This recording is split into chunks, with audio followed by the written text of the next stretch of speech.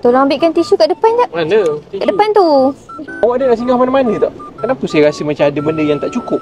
Yang, kita singgah kat kedai tu jap. Kebetulan saya ada duit lebih sikit. Awak teman saya. Ni macam nak cari barang rumah ni. Mana pula bini aku dapat duit? Memang ada kemah-kemah macam ni kan? Taklah, ni ada final warehouse sale. Ni Elba sampai 2 kemah. Isi ada kanopi kat luar ni. Masih lama bini aku tengok ni. Ni sebab ada warehouse sale je lah. Kalau tak ada pun kat luar ni.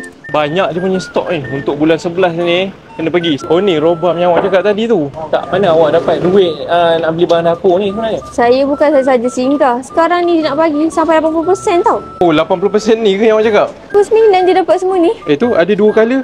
Ini 159. Ini lagi besar. Ih, macam pintu Alphard. Dah lah murah. Yang ni yang jenis baru tu kan? Yang ada banyak suih tu.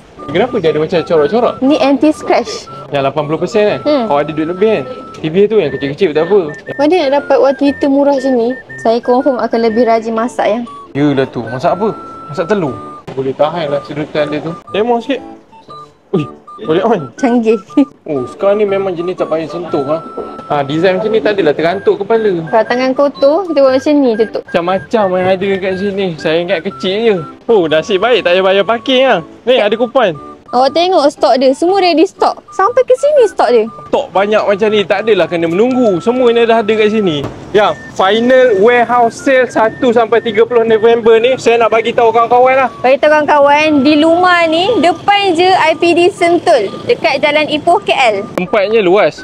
Parkingnya? Free. Lepas tu ada 2. Dekat belah kanan dengan belah kiri. Parking dah lah free. Luas pula tu. Padahal ini kan dekat tengah-tengah Kuala Lumpur.